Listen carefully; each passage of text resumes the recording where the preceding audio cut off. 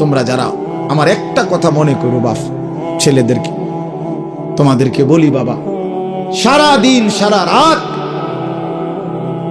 মোবাইলে নারী দেখো, ছবি দেখো, নাচ গান, এক ওয়াক্ত নামাজ যারা পড়ো না, কোনোদিন যারা ফজরের নামাজ পড়ো না, হালাল হারামের কোনো পার্থক্য নাই, কিন্তু কেউ তোমারে ফিরায় না। তোমার মা, তোমার বাবা, তোমার পাড়া, তোমার মহল্লা, তোমার দেশবাসী, কেউ তোমারে নিয়ে একটু ভাবে না, কেউ তোমার একটু ফিরায় না। একটা বার বলে না যে এই বাবা তুই কোন রাস্তায় যাচ্ছিস, কিরে তুই মুসলমানের ঘরে জন্ম নিয়ে এত নষ্ট হয়ে যাচ্ছিস কেন?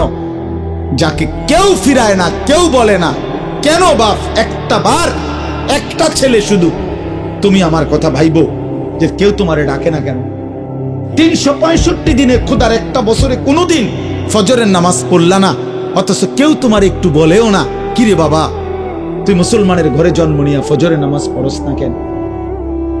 সারাদিন রাত তুমি মোবাইলের মধ্যে নারী নিয়ে, ছবি নিয়ে পড়ে থাকো, কিন্তু আপন মা বাবা, আত্মীয় স্বজন, পাড়া পড়োশি কেউ তোমারে ফিরাইবার জন্য একটু ডাকেও না, বলেও না। এমন হয়ে গেল কেন তোমার জীবনটা? কেউ তোমারে বাঁচাইতে চায় না কেন? মনে রাখো বাপ, মূল কারণ একটাই, তোমার উপরে আল্লাহর লানত পড়ছে, খোদার লানত, খোদার গজব পড়ছে তোর উপরে। এজন্য আল্লাহর লানত পড়ে যার উপরে, তার থেকে গোটা সৃষ্টি মুখ ফিরায় নেয়। এটা মুখ ফিরায় নেয়, এটা জরুরি বিষয়, মুখ ফিরিয়ে নেয়। আমার মার বয়স এই মাত্র বললাম, আমার মা, আমি বললাম কিছুই বুঝে না, কিন্তু সেই মা আমার এখনো মনে আছে। একটা আশ্চর্য বিষয় হলো 75 বছরের কম হবে না আমার বয়স, মা আমার এখনো আমারে বলে, আমারে দেখলে বলে বা আমগরে বলে, আমার 44 বছর বয়স, আমার 4টা সন্তান আছে, আমি আজকে 21 বছরের চাইতে বেশি ওয়াজ মাহফিলে যাই, আলহামদুলিল্লাহ আল্লাহর দয়া। কিন্তু কসম আল্লাহর, মা এখনো আমারে বলে ফুত নামাজ পড়ছুড়ি, নামাজ পড়ছুড়ি, আমারে সব সময় বলে মা ফুত চাইও, মানুষের কত আনে মাহফিলে যাও, মানুষের লোকে চাইও টাকা পয়সা লইয়া, ঝামেলা করো না। কতবার যে কইছে এই কথা, এটা মা আমারে আমার জীবনে। কিরে বেটা, আমার 75 বছরের মা তো, আমি 44 বছরের ছেলে, আমি আমারে আজও ডাকে, তোরে কেন ডাকে না? তোর উপরে কোন খোদার লানত পড়ছে বেটা?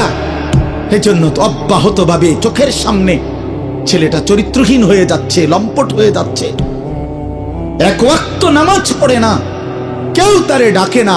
আহা, কেন এমন হয়ে গেল বাপ? তুমি এত বড় বঞ্চিত হইলা কেন? বলো ভাইয়া, তুমি মনে করছো তুমি সুখের সাগরে হাবুডুবু খাচ্ছ? না ভাইয়া, তুমি তো ধ্বংসের সাগরে হাবুডুবু খাচ্ছ।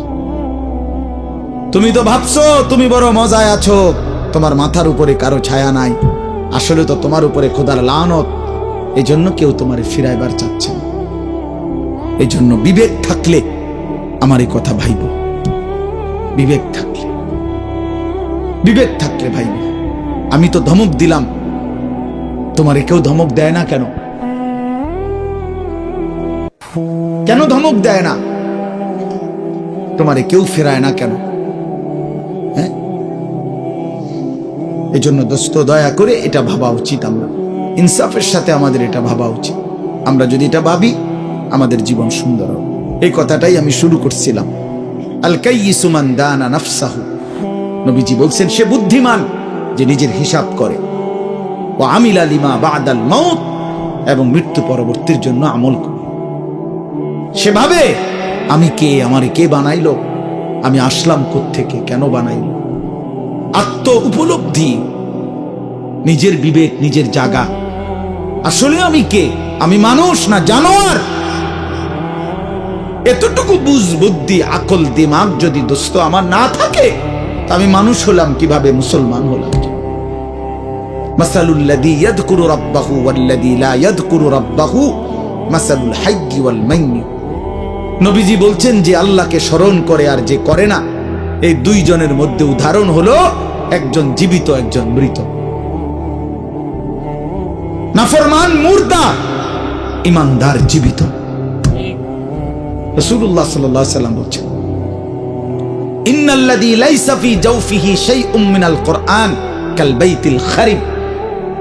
প্রিয় বন্ধু শুনো, নবীজি সাল্লাল্লাহু আলাইহি সাল্লাম বলছেন যে কলিজার ভিতরে আল্লাহর কোরআন নাই, কোরআন কিছু পরিমাণ কোরআন শরীফও নাই, 10টা সূরাও মুখস্থ পারে না, আল্লাহর কালামের কিচ্ছুই জানে না, আল্লাহ রাসূল সাল্লাল্লাহু আলাইহি সাল্লাম বলছে ওই নাফরমানের দিল হলো কাল বাইতিল খারিব, সারা বাড়ি, আলগা বাড়ি, যে বাড়িতে আগে থাকতো এখন থাকে না, নতুন ঘরে উঠে গেছে, ওই ঘরের এখন কোনা ভাঙ্গা গেছে, এই ঘরের এখন দুয়ার ভাঙ্গা গেছে, টিন সাল ফইরা গেছে, এখন সারা বাড়িটা আলগা বাড়ি, বিরান ঘর, সেই ঘরে এখন কুত্তা থাকে, সেই ঘরে এখন বিড়াল থাকে, সেই ঘরে এখন সাপ বিচ্ছু থাকে, মানুষ থাকে না।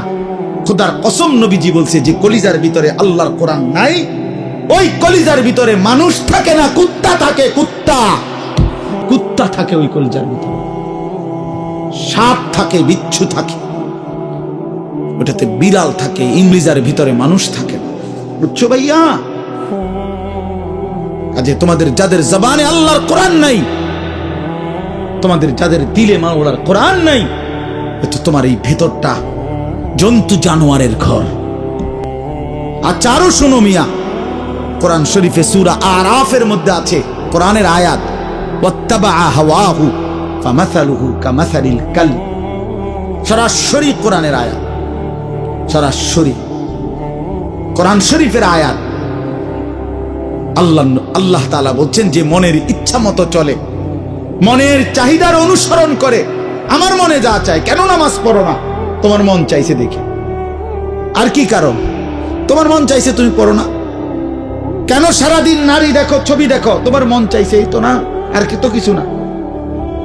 কেন পেশাব করে পায়খানার পরে ঢিলা কুলুক টয়লেট পেপার, পাক নাফাকের কোনো পার্থক্য বুঝো না কেন? কারণ তোমার মন চাইছে, মন চাইছে। রাতের বাইজা গেছে 3টা, তুমি ঘুমাও না, দিনের বাইজা গেছে 10টা, তুমি ঘুম থেকে ওঠো না, কারণ তোমার ইচ্ছা, তোমার মনে যা চাইছে তা। আল্লাহর কসম বাপ, আমার কথায় রাগ করো না। আল্লাহ তাআলা কোরআনে বলছে এরকম মনের ইচ্ছার যে অনুসরণ করে, মনের যা চায় তাই করে, আল্লাহ বলছে তার উদাহরণ হলো কামাসালিল কালব, কুত্তার মতো, কুত্তার মতো। এই নামাজি বেনামাজি বেহায়া, মনে রাখিস তোর জিন্দেগি কুত্তার জিন্দেগি। তোদের যাদের কপালে সেজদা নাই, তোমাদের জীবন কুত্তার জীবন, মনে রাখ।